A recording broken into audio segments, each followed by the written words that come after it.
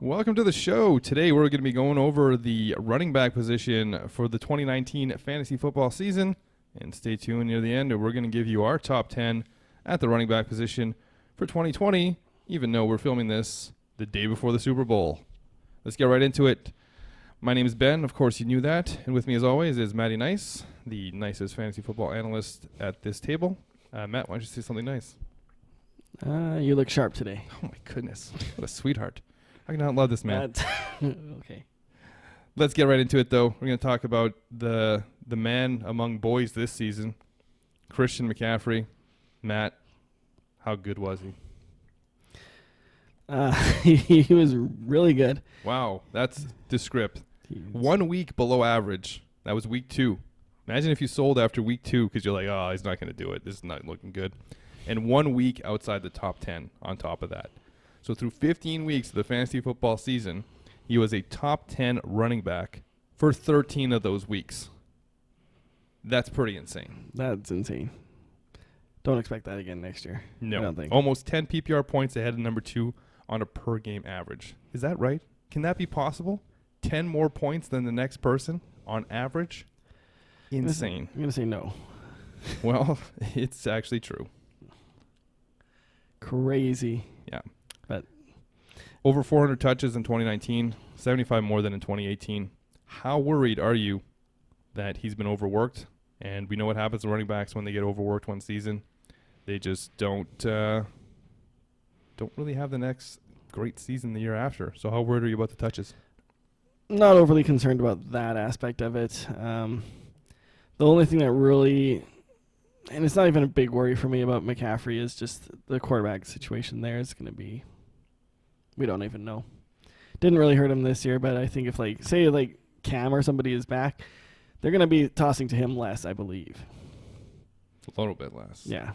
He'll still probably get it. You think he gets 100 catches? 90? 85? Yeah. I mean, again, it's not going to be a significant drop-off, but still a point per game in PPR standard. Or formats, I mean. Yeah, like, don't expect quite as dominant this year, next year as well. I'm trying to tell people. Yeah, so 9 points ahead of number 2 on average, and the average was number 2 was Alvin Cook. So 29.9 points per game average in PPR versus 20.9. And again, just the 1 week under 10 points. 1 week under 17 points. Yeah. And every week was in the 20s except for that 17 week in that 1 under 10. He was good, but as you said, no quarterback play forced his team to really go his way. And next year that likely won't be as much the case, but he should still put up, like, before this season he was going as running back 2. Yeah. So he's still, like, even if he has a down year, he's still going to be like a top 5 running back. Oh, yeah. He's great. Barring injury, he's going to be up there. And speaking of injury, someone whose injury you predicted and never really came, Dalvin Cook. It came in, week 15 or 16 there? Yeah. Week 15, I guess, is the week he actually got hurt. Yeah, he left week 15 and didn't play week 16. Yeah. So, hurt you when you needed him most. Absolutely. So, I'll take credit for the bust. Huge bust, got you to the playoffs, and then just left you hanging. He's a fair bit ahead of number 3 running back here on median. And when we're talking about median, we're talking about how many games they have. So if they have 15 games, they have 7 games above this value and 7 games below this value. So it's their middle value. That's 21.7. Number 3 in median was Aaron Jones, who had 17.8. So 4 points, in between the good and bad games. And Aaron Jones was hit and miss, and we're going to talk about him a lot. But Dalvin Cook, injury prone, 3 straight years in injury. This year, not as significant time-wise, but timing was bad. Yep. First round pick in 2020. Yes. Oh, yeah, for sure. Is he somebody that you would maybe avoid if you're picking in a certain spot to take somebody with less injury risk? As they say, and as we know, you're not going to win your fantasy football draft in the first round unless you pick Christian McCaffrey this year, but you can lose it. Would you rather take somebody who has possibly a safer 2020, less injury risk, but less upside?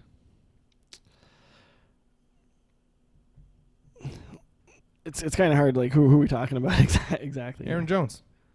I'll take Cook over Jones first round. Okay. He's just more consistent. And I know that he's got a little bit of injury risk, so to grab Madison later. That's all. So that's your strategy for avoiding is just not avoiding. Well, to minimize risk is Yeah. to just handcuff him at the draft. Yeah. You grab Madison like round 11, 12, whatever. Okay. In what round do you grab C.J. Ham? He can stand free agents. So only 1 week below average with 6 outside the top 10. Pretty good year for Cook. And, you know, he catches passes as well. So he's top 5 pick? Top 6? Yeah, it'd be about top 6, top 7, somewhere in there. Okay. And we'll get to the top 10 running backs near the end of the episode, so make sure you stick around for that. Let's talk about Aaron Jones now. 5 weeks below average out of 15 is scary. You know, that's a third of the weeks he's below average running back. He's a playoff beast, and I think that's going to have him overdrafted in 2020 because that's recency bias. What did you do in the playoffs? Oh, I remember Aaron Jones won me my league, and I remember Aaron Jones lost me a league because I was playing against him. So people are going to be pretty high on him, especially if they had him in the playoffs, you know, winning. So I feel he'll be a bit overdrafted, not a lot, but a huge gap between the median and average, which shows when he was good, he was great, but a lot of times he was bad. Yeah, they definitely struggled a bit. Like the weeks that they had the Bears in week 1 there, for example, 4.9 points there. He's very tough to gamble away from anyway next year. I think he's a top first round pick for sure. For me, I'd agree with that, but I think he'd be closer to the end of the first round.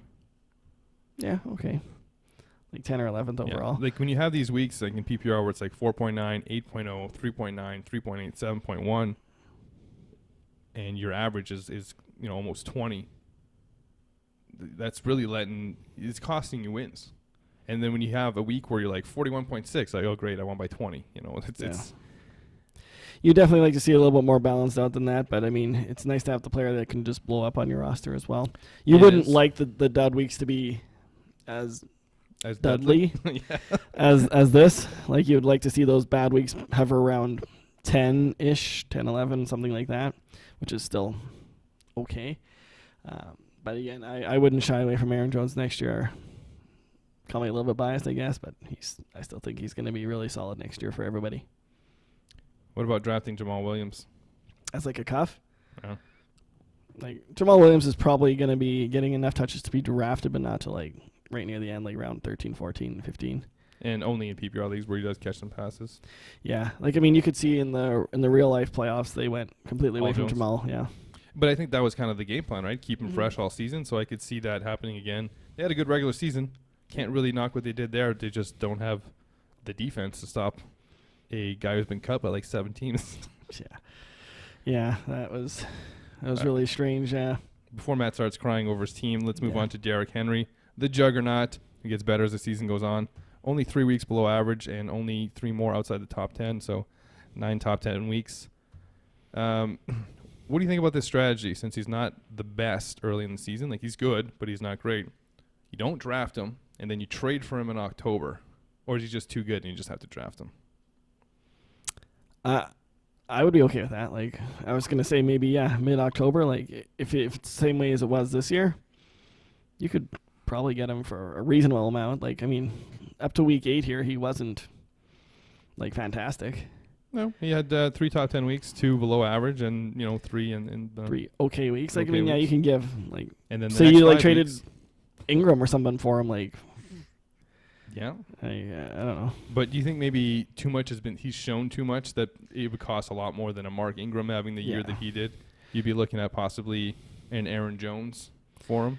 Yeah, I mean, real life, you'd be like just the real life playoffs that he had there with like New England and Baltimore. Yeah.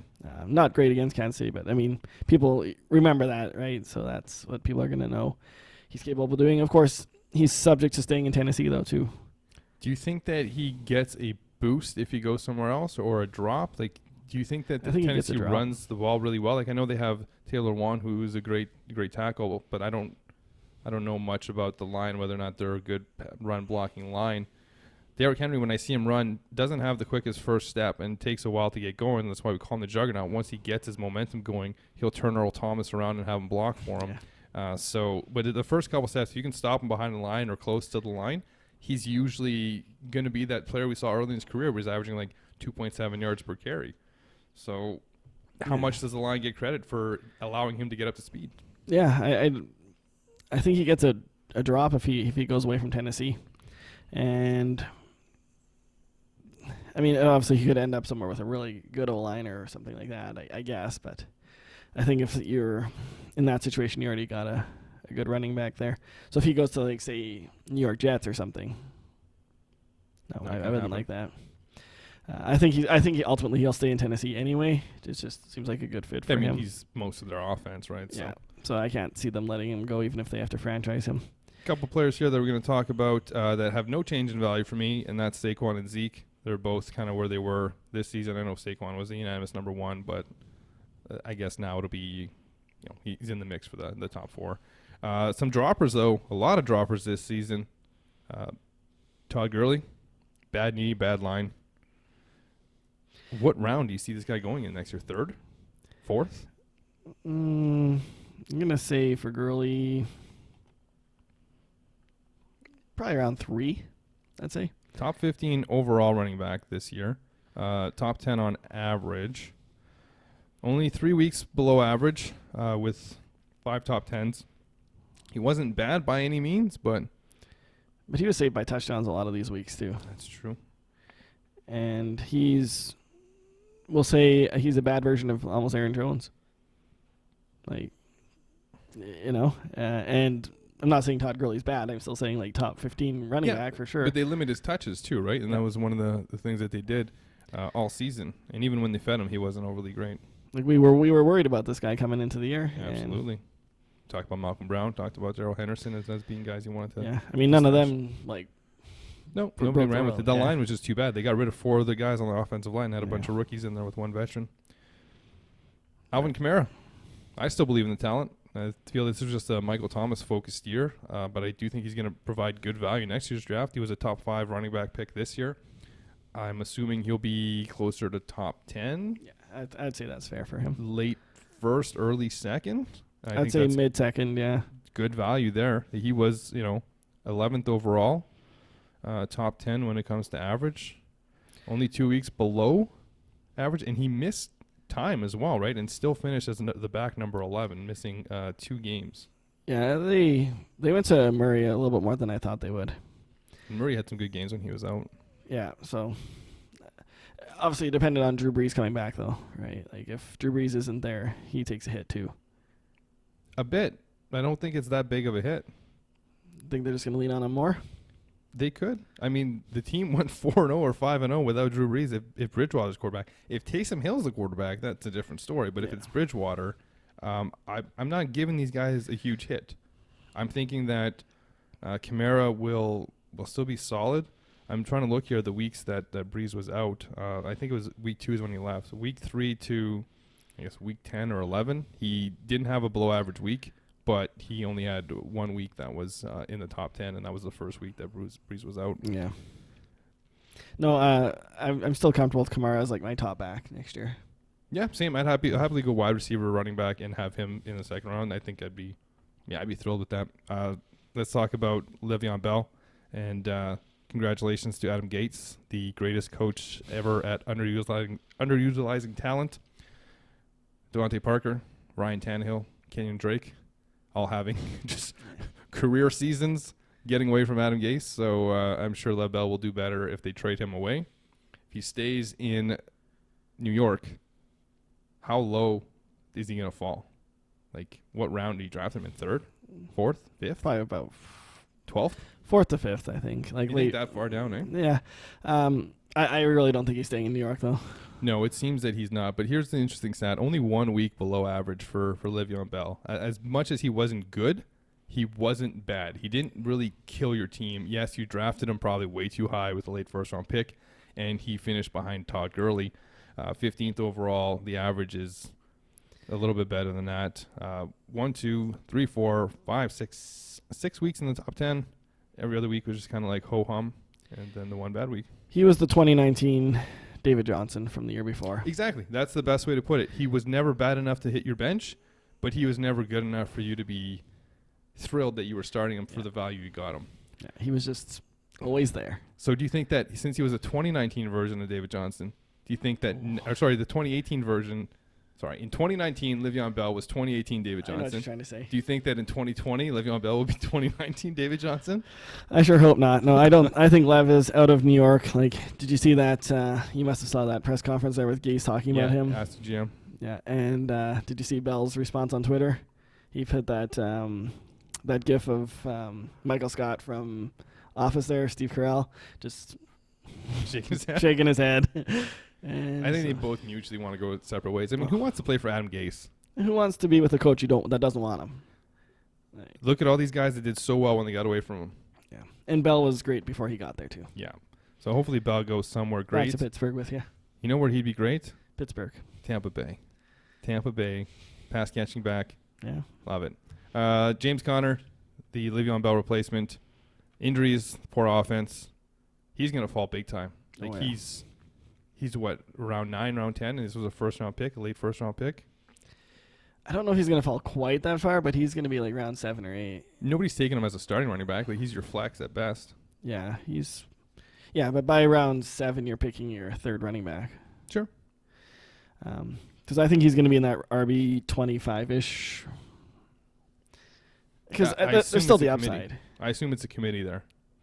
Yeah, you'd be smart to do it, right? You know this guy can't stay healthy. There's no need to give him the workload.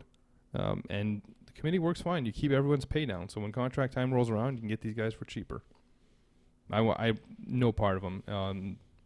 Again, it's going to be a value play. Like, if you can get him as like your first running back on the bench, by all means, go for it. But be prepared to drop him after a couple weeks if he doesn't perform.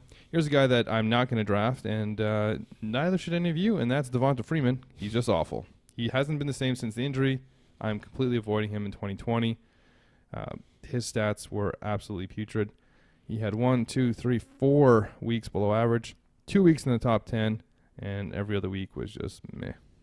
He does bring some PPR value, but he was outside the top 20 overall and just barely in the top 20 for average. Yeah, another year older. Like you said, 2 really good weeks this year. Yeah. And one was against Carolina. And I think the other one probably was also against Carolina. Probably. Everybody was good against Carolina. I think you said you could be good against Carolina this year. Well, I know I could be. Yeah. I said you could probably be. No. That's really trouble for Carolina. Yeah. But anyway, yeah. And they lost their best linebacker. Yeah. Luke Kuechly, if nobody knows. I imagine you do by now. But yeah, Freeman is not going to be someone that I pick unless it's like my 4th or 5th running back. And I can't see him falling there. No, and name value alone will get him drafted as a top 35, top 30, top 35 player. I think the problem too with them is the line. Like, the offensive line just can't block that well. It's not as much as he's just fallen off a cliff. He's fallen, but none of the other guys could do it either. Tevin Coleman couldn't do it last year when he was out, and Tevin Coleman showed he still has some gas left, and he was a good player, when healthy this year for San Francisco. Brian Hill couldn't get it done. None of those other guys can get it done. No. So, I mean, let's say they bring in Bell. Avoid Bell. Avoid Bell. Yeah. Avoid that unless he use their first round pick on a lineman. They should. Absolutely they should. But the defense is terrible too. Yeah. Let's talk about the man we were talking about not too long ago, David Johnson. I still think he's a talented running back. I just depends on what happens in the offseason. A lot of people are going to be jaded by him because he was a top 5, top 6 running back pick this year. If he goes somewhere that's running back needy, could he still have value? Yes. What happens in Arizona if Drake doesn't stay there and they start him because he's under contract, and then they have Chase Edmonds behind him, they're still going to give him the lion's share, and he could still do really well. So it's really going to depend on the offseason, but he has lost a lot of value. A lot of people, as we're saying we want no part of Devonta Freeman, are saying the exact same thing about David Johnson. Anybody who took him this year is not drafting him next year. Like, look at DJ's first 6 weeks here. They're pretty decent. Nothing wrong with them. And I don't see a reason that can't happen, assuming they don't go out and get like Kenyon Drake or somebody. Yeah. So I'm okay with drafting DJ. Like I said, you're going to get good value on him next year. Second running back? If Drake leaves Arizona, he stays in Arizona with Chase Edmonds. Second running back, 4th round, 5th round? I wouldn't go 4th with him. That'd be like 5th, maybe 6th for him. So he yeah, could be your third running back. he could be, but he's probably sitting borderline like running back 20 to 24. Yeah, like you said, look at the first 6 weeks, right? One bad week with 8.4. Every other week was 18.5 or better. Mm-hmm. And like looking on the scores here, it's week dependent. In 1 week he was top 10 with 18.5. He had 18.6 another week, and he wasn't a top 10 running back. So 18.5 in 5 of 6 weeks with a one bad week. That's pretty solid. Like that average, and that's not even average, right? His low end of that 18.5 puts him at like running back, top 5? Running back 4. So he was on pace to do well. He got injured. Chase Edmonds ran with the ball. Then Drake ran with the ball, and they just never gave it back to him. Yeah, basically, like there was that, and there 1 week there where I can't remember what week that was. Edmonds dominated, yeah. And like the next week here, 0.2 points. Yeah, Obviously, that was his injury. That was the week. Let's talk about some guys whose values have gone through the roof. Well, not through the roof, but have increased from last year's draft. Number 1, Josh Jacobs. Volume. 4 top 10 weeks and 2 below average, but he missed 2 with injury. So out of 13 weeks, he had 4 top 10s, 2 below average, and the remaining 7 were just, above average weeks. Thoughts on Josh Jacobs next year? Yeah, I don't think his value changes a whole lot for me. I had him in the top 15, I believe, going into this year. And that's where I would hold him for the coming up next year here. Lots of volume here. They don't have anybody else to give the rock to for running back wise, wide receiver wise, for that matter, actually. But the offense is going to run through Jacobs. Feel free as a top 15. I don't want him as my first running back, but I'll definitely take him as a high end number 2. Was running back 17 ADP last year, going late 3rd round. Would you go early 3rd round this year? Yeah, a little bit higher than that. Yeah, so early 3rd round, I guess, where Leonard Fournette went about running back 12, or Kerryon Johnson 13. Devonta Freeman 15. It is pathetic. So to me, he rises. And he could crack the top 10 just with the volume. He missed a couple games this season. Those 2 weeks probably put him in the top 15. Yeah. So that's about right for Jacobs. A bit of a rise. Yeah, and he didn't look bad as a rookie or anything like that. So feel free to continue using him as your high end running back number 2 going forward. Nick Chubb, the Hunt arrest also ups his value here. Mm-hmm. Possibly never going to play football again. Kareem Hunt. What a wild, strange trip it's been. He had 5 top 10 weeks, Nick Chubb, with 2 below average. And once Hunt got there, they really kind of split the rock. He wasn't getting his same amount. Bring in a coach who made Dalvin Cook a top 3 running back this year. And sky's the limit here for Nick Chubb. This is a first-round pick for sure if there's no Kareem Hunt next year. Yeah, he was running back number 17 the weeks that Hunt was there. So obviously it really depends on what Kareem Hunt is up to for next year. I think he's, if with Hunt there, he's probably not more than like running back 15, 14. Yeah, I'd take him after Jacobs for sure. Yeah. Probably before Todd Gurley, though. I just can't see Kareem Hunt sticking around. Like I know that I'm pretty sure he's still like an RFA, but they should be trading him or something, getting some value out of him. Or cutting him. I mean, Cut him. who knows? He might be suspended too, right? Yeah. But Kareem Hunt out of the picture. Chubb is really good in the picture. Long story short, he's about running back 15. I like it. Chris Carson is a riser. He played really well this year, but I am worried about Penny. So as much as he's a riser for what he did, he's probably going to be lower on my draft board come the 2020 draft, simply because Rashad Penny, going into his 3rd year, looked good when healthy this season, and could definitely see more of a split this coming year. I 100% agree with that. Even if you're not a big fan of Rashad Penny's talent, which not everybody was, he's improved. He's gotten better. Seattle's definitely a run-first team there, and the weeks that Penny started to take off, you obviously saw a hit with Carson. Carson is like running back 20-ish for me probably next year going into it. After finishing running back 10 this season. I just wouldn't trust it a whole lot. Yeah, you're looking at a committee, so as much as he rose with his performance, he's going to drop because of his situation. Mm-hmm. And it's unfortunate, but that's what's going to happen. If you're in a dynasty league, and you can try to sell him for the value that he just caught because an owner doesn't think that Penny's going to take on, by all means, sell high. Yeah, I think Carson's a free agent after next season as well. So I recall reading that he was one of the many names that aren't eligible for an extension. But yeah, so I mean, Seattle's probably going to want to see more if Penny can carry the load. So I could see them even giving Penny the bigger share next year. At least, after the midway point of the season. Yeah, sure. Leonard Fournette definitely got a huge boost this year, especially his PPR-ness that went through the roof. Definitely benefited from DJ Shark. That should continue. 4 top 10 weeks, 0 weeks below average. Impressive consistency in PPR for this guy, a guy who is not known for his consistency. But the new offense, the way he caught a lot of passes, has him finishing overall at number 6. I think they're going to address this quarterback situation. Are they just going to... They're probably going to cut Foles, I imagine. I mean, I don't think one quarterback is better than the other. No, but bring in Rivers or something, or... Why wouldn't you just run Minshew at this point? I think they stick with Foles. They paid him. They're not going to cut him that quickly. They benched him. They benched him, but that season was already over, too, and they wanted to see what they had with Minshew. They're not going to learn anything. They're stuck on the books for Foles, and Foles didn't really get a lot of time to play. He got injured in the first game, came back, had 2 or 3 bad games, and then they benched him. So I think with the offseason, Foles is the starter, and I think that they will be fine. Honestly, Foles isn't that good either. No, I don't think Foles is that great either, but, I mean, Rivers at this point isn't really an upgrade, seeing what he did this year with all his weapons and didn't really do much. So Leonard Fournette, first-round pick? Early second? Yeah, he's mid-second, I think, for me. Okay, interesting.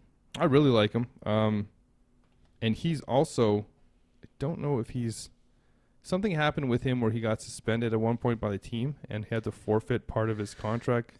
Yeah. So I don't think he's eligible for the 5th-year option. So this should be a contract year for him, unless they give him a new contract in the offseason. But he's the same draft year as Dalvin Cook, and I know he's a first-round pick, so he should have the 5th-year option. But I think he forfeited some of the guaranteed money in his contract. I'm just checking it up here. Yeah, this is a contract year. He'll be getting $4 million. I can't see his year next year being a whole lot different than this year. Oh, and it was a great year. Yep. I think there's going to be some guys that maybe are a little bit better. Yeah. Top 10? Yes. Spoiler alert. Spoiler. Devin Singletary finally got some more volume near the end of the season. He did have more below average weeks than top 10s, but he should see more volume in 2020. I'm just not looking to reach too much for him. He's fine as a second running back, better as a third, as your flex in a standard league or even in a PPR league. Your thoughts on this Buffalo running back? Yeah, I mean, obviously Frank Gore took away a lot of his value this year, and who's to say they don't go out and get another Frank Gore type to split carries with him? Name another Frank Gore type, please. Frank Gore? Somebody that's going to get 7 to 8 carries this year, just per game. Some aging running back Devonta Freeman? Yeah, sure. Somebody, but the weeks that he kind of had it on his own here, he was a bit below average than you'd want him to be, but I'm good with Singletary going. I think I like his upside. So I think if you can get him as your running back 3, he could easily. Oh, it's great value as 3. It's a bit of a reach at 2. Yeah. Unless you're one of the last guys to get a second running back and you went wide receiver strong. Yeah, this is going to be somebody that I think is going to land about running back 20 to 24 for me this going into the season. Probably closer to 20 though. Okay. Let's talk about some guys whose value is kind of up in the air for me. So I'm going to pass it to you, and we're going to start off with the man whose jersey hangs in the back. For those of you who are listening and can't see, that's Joe Mixon, Cincinnati Bengals running back. He should be better than this season as he came on strong at the end. 3 top 10s, 2 below averages from week on, and 5 below average and 1 top 10 in his first 7 weeks. So it's a tale of 2 seasons for him. Mm-hmm. Matt, you like him. Yeah, Joe Mixon really heard a lot of his owners in the first half of the year obviously came on strong, like you just mentioned. I expect you're going to see more like the latter half of the season next year. I don't think he's going to come out of the gate that slow. They're likely going to have Joe Burrow as their quarterback, so teams will be respecting the pass a little bit more than they did with Andy Dalton, I would hope. Wide receiver core might have A.J. Green back. Maybe. I'd be for A.J. Green, I'd be surprised if he stayed. I'm sure the Bengals want to keep him because they didn't trade him, but I'd be surprised if he hung around. I just don't think that's a Super Bowl team in the next couple seasons.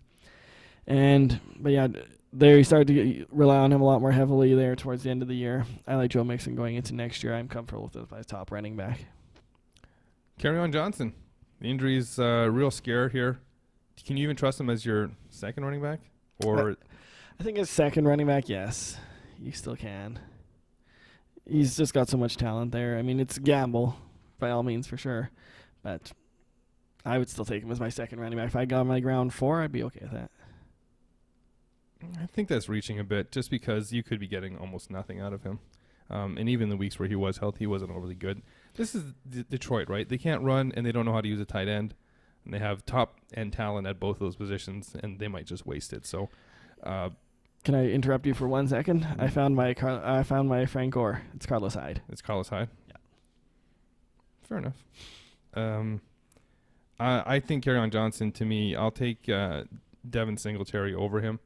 So I'd rather have him than Kerryon Johnson. Okay, I wouldn't, but Miles Sanders. Oh, he's a tough one. He's a tough one because even though he was great when the season came to an end, when Howard was out, they still went to Boston Scott. Yeah. They'll go to whatever other running back they have. It's not going to be fully his job. I just don't think the coaching staff likes to give a running back that many carries. They traded for Jay Ajayi that 1 year. They gave up like a second for him, and they still split him and Corey Clement in the Super Bowl for carries. Yeah, I think the Ajayi trade was a fourth, but whatever. But yeah, they gave up capital to get him, and I think we're not talking about that anyway. No, we are talking about the coaching staff and how they like to run a committee. They for sure do, and that's why you can't really trust Philly backs that much. As good as he was, he looked great. But he had a lot of big plays in these spans, so it wasn't that he was just touching the ball a ton. It was he would break a 60, 70-yard touchdown. And that's not really reliable, going forward. Unless you can somehow guarantee he's going to do that every game. But, yeah, I mean, Sanders is third running back for me. Yeah, I'd say that's low-end running back, too. I think he's hovering around Devin Singletary. Yeah. Melvin Gordon, probably not sticking on in L.A., or is that just not a good spot for him anymore? I don't think he's sticking around in L.A. I don't think so either. No. He's landing spot dependent where I'm going to put him for next year, because I think he still has the talent. Yeah, for sure. There. It's just he's a tough one to read because you don't know exactly where he's going to end up. I've heard all sorts of rumors about maybe New England or, Is New England actually give him a big contract? No, I don't think he's going to get a big contract. I think he's going to be fairly disappointed this year. Look what Lev Bell got, and Bell was better than Melvin Gordon. Like, Bell was good, don't get me wrong, but apparently the Jets were like the only team in on him. Yeah. So nobody wants to play running backs anymore. No, and so Melvin Gordon I think his best case scenario is get like a 1 year, $8-10 million deal, prove you can still do it, and then get a big deal. Yeah, it was without the full season this year. It took him a while to get going, and that team was just bad this season. I still like him. I still like the talent, and it's going to be dependent on where he goes, but I think wherever he goes, he's going to be the only show in town. I don't think it's going to be a situation where he has an Eckler behind him. And if they pay him, they're going to feed him and get as much mileage out of him as possible. So I like the volume play wherever he ends up. I don't see a team bringing him in to be part of a committee because I don't think that the pay will be good enough, and he'll just want to go somewhere where he can be the guy. And I can't think of a team off the top of my head that just desperately needs a running back. The Jets will need one. But the Jets don't want to pay for another one after just paying for one. I mean, Atlanta, they could part ways with Freeman. Could you see Houston? Yeah. Or does Miller come back? Miller's a free agent anywy. He's a free agent? Yeah. And he's pretty old for a running back. Yeah, like 29. Coming off ACL. Yeah. Houston makes actually a lot of sense for him when you say that. I don't know. I don't like Marlon Mack, so I'd say Indy too. Yeah, but I don't think they'll be looking to do that. I think they'll give Mack his last year of his contract and see what happens. Yeah, can't really think of situations where teams desperately need a running back. Most teams are just good with whatever they have and get the job done. Let's talk about Kenyon Drake. It's all going to be wait and see where he ends up. Yeah. If he leaves Arizona and goes somewhere else, are you buying him more at what he did this season or what he's done in the past? I don't think he's going to repeat the second half of this year, even if he hangs out in Arizona. So I probably won't have any shares of him. I'm saying that now because I think his ADP is going to be way too high for what I like. Stays in Arizona and DJ leaves. Sure, I'll buy him in as whatever DJ would be, maybe a bit less. Yeah. He's very situational, just like Melvin Gordon, actually. They're both going to be kind of players where it's just like, where do these guys end up, and how good is the spot? I just think Drake is more like a committee guy, and I just think the second half of last year was more of a mirage than it is the real deal. I know that touchdowns. Yeah, and he had an okay, I think, half a year in Miami too. Yeah. Yeah. So that after Ajayi left. Yeah. So I mean, he's put together 2 half seasons out of 3. 4. This is it. Yeah. So last guy, Austin Eckler. Assuming Melvin Gordon leaves, but who's the quarterback? Like, is this offense going to be as good as it's been? He's obviously got huge PPR-ness. Yeah. He did well when Gordon was out. I mean, his numbers are great. Mm-hmm. Don't expect that again. I'm not buying. Yeah, I can't buy it. I just don't think he's that great of a runner to be just like the lead show for the whole year. If they know Melvin Gordon is, well, obviously they'll know. If there's nobody else, like maybe it's Josh Jackson. Justin Jackson. Yeah, sorry, Justin Jackson. He could be the bell cow type back, and Eckler just goes to the third down back, which he's better suited for. Yeah, but even if that's the case, it'll just be kind of a committee. Yeah, because they'll use him on second and first down, and they'll just kind of sprinkle anybody in and then give people series and stuff like that. Yeah, is he going to be running back number 4, 5, 6 next year? No, not at all. He'll be. Could he be 15 in PBR? Sure. Yeah, oh yeah. Because he's going to get probably 4 or 5 catches a game. Yeah, he could be a top 5 running back when it comes to pass catching, catches, obviously behind a guy like McCaffrey and whatnot.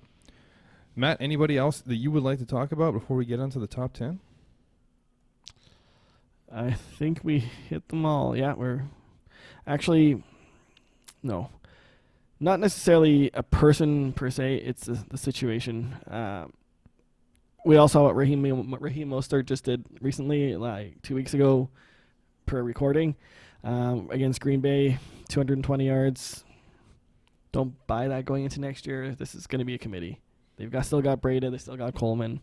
And Jerick McKinnon. Which, probably won't be coming around. But no, anyway. The injuries are piling up too much. Yeah, so. It's a hot hand. It's tough to trust. Like, these are guys that you get as, like, a depth running back. So then when the right week comes up, you plug him in, or he's a bye week replacement. And you hit. And but you don't want to be relying on that every week because it's been very hit and miss with Coleman, Breda, and Mostert. Don't rely on the San Francisco running back situation is what we're saying. Agreed. Top 10 time. You ready? I am. Shoot. Number 10. You're going to have him higher based off our conversation. Leonard Fournette. PPR-ness went way up. We are talking PPR here, top 10 PPR. 76 catches last year, had 22 the year before. Granted, that was only 8 games. So still pretty much doubled. 44. But pretty much double. That he's definitely worked his way into the top 10 here. He was likely outside of it going into the last year. Number 9, the man in the back, Joe Mixon. Like I said, I expect that to hit the second half of the year to continue. You know, Joe Burrow is going to be in that offense likely. That Cincinnati offense should be a little bit better. Number 8 is Alvin Kamara. We expected to bounce back from him. We talked about that. More consistency. Number 7, depending on Kareem Hunt, which we talked about, is going to be Nick Chubb. Talked about this earlier. He was running back 17 when Hunt was in the lineup. So if Hunt is still there, expect lower numbers like that. Number 6, the inconsistent Aaron Jones. He's inconsistent, but his big weeks are huge. His bad weeks are bad, but he's going to be okay for the most part for you. He's going to have like 3 or 4 duds, maybe a little bit less next year, 1 or 2. Number 5 is Derrick Henry. We all saw what he can do. Bad first half. I would be okay doing what Ben mentioned earlier. Let somebody else draft him and try to pick him up after a bad couple first weeks. It won't be cheap, but you can get it done. Yeah, he did have actually a really good week 1 and 2, I believe, this year, but he then strung off a couple bad games in a row. Yeah, you got to wait for the right time to buy on a player like that. Number 4 is Dalvin Cook. Wasn't super high on him coming into this year. Just the injury risk scares me.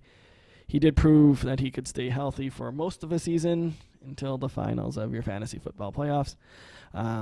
If you get him, just make sure you're grabbing Alexander Madison. That's how you avoid that situation, the injuries. Although Madison didn't play the week that Cook didn't play either this year. And number 3 is Ezekiel Elliott. Not really any explanation required for him. Needed. Number 2 is the rebound from Saquon Barkley. Again, this year was a mirage. He's going to be fine for you. And number 1, of course, is going to be Christian McCaffrey. All right, so pretty similar. At number 10, I have Alvin Kamara. 9, Aaron Jones. 8, Nick Chubb. 7, guy who wasn't on your list, Josh Jacobs. Josh Jacobs was a just missed for me. Joe Mixon was a just miss for me. Just because it's tough to trust. I hate that coach. You know how much I hate that coach, and he should be fired in the offseason. Henry, number 6. Fournette up to number 5 for me. And their top 4 is almost the same. Cook 4, Zeke 3, Christian McCaffrey 2, Saquon 1. I do think that the workload that Christian McCaffrey had this year is going to impact him a bit next year. Could see him missing a week or 2 here. Just based off where. Like 400 touches is a lot. Is a lot. And I think the number that people usually work out for is like 325 or 350. And so he's way over that. You know he's young. This is what, 3rd year in the league. This will be his 4th. But I don't know. I'm a little skittish that way. I think Barkley came back from injury too soon, and that's why he wasn't up to speed. And I think that team's kind of making the transition from away from Eli Manning to and Saquon will be great. Again, if you pick in McCaffrey over Barkley at 1, I think the top 3 guys are pretty safe, and I'm happy getting any of them. Yeah. Zeke, again, this year had an absolutely insane season in the fact that he had 0 weeks below average, and he had 1, 2, 3, 4, 5, 6, 7, 8 weeks of 15 in the top 10, with only 1 week in the single digits. It's a consistent pick for you. So, I'm happy with Zeke. But you want to be picking 3. You're not picking him over McCaffrey or Barkley. No, not in any type of standard league. I think that the upside for those guys is going to be higher. But again, things can change from now until the draft, which is 8 months away. The fantasy football drafts, yes. 7 months away. The April is the real draft. Yeah, the NFL draft. Anyways, that's going to wrap it up for the 2019 Fantasy Football Running Back Recap. Matt, do you have anything to add before we go? Notable omission for both of us is Austin Eckler. And Melvin Gordon. We'll see what happens with his spot. Yeah. Eckler, don't buy it. Me neither. Any last words? Thanks for watching. Thanks for listening. Hopefully you're doing both. That's it.